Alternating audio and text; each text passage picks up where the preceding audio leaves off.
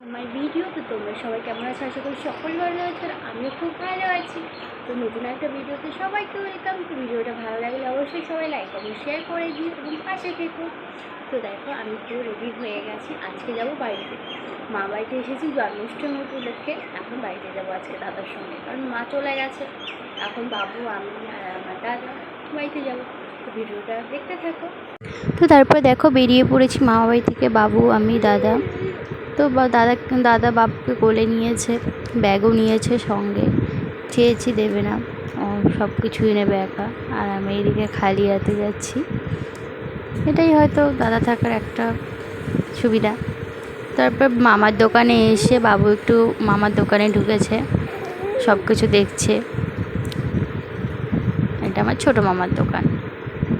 তো তারপরে এখানে দাঁড়িয়ে আছি, কারণ আজকে বাস আসবে কখন জানি না, কারণ আজকে ধর্মঘট হয়েছে নাকি একটা, যাই হোক, তার জন্য আমরা টোটোতেই যাবো। এদিকে দেখো বাবুর ঘুম পেয়ে গেছে। তোমরা আমার সামনের মেয়েটাকে দেখতেই পাচ্ছ নিশ্চয়ই। এর একটু কানের দিকে লক্ষ্য করো, দেখো হাতের চুড়িটাকে কি করে কানের বানিয়ে পড়েছে। এর কান ফোটানো নেই, তার জন্য চুড়িটাকে উপরে পড়েছে কানের উপরে, যাতে কানের মতো দেখায়। তো কার কার এরকম ট্যালেন্ট আছে বলো তো?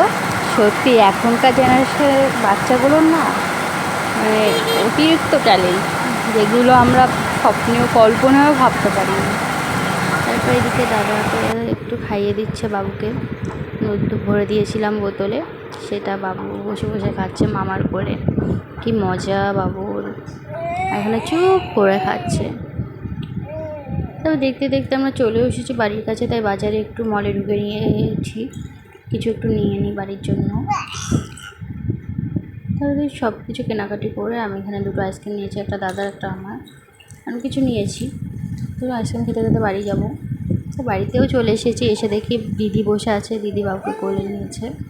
তবে বিকালের দিকে দেখো মামা ভাগনার কত ভালোবাসা, দেখো অবস্থা কী করছে। মামাকে পেলে আর কিচ্ছু লাগে না।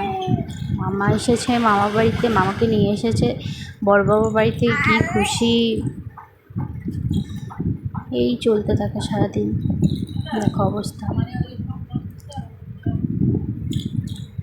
এবার ভিডিওটা ভালো লাগলে অবশ্যই সবাই লাইক কমেন্ট শেয়ার করে দিও এবং পাশে থেকো। আবার নতুন একটা ভিডিও নিয়ে আসছি, তার সময় থ্যাংক ইউ।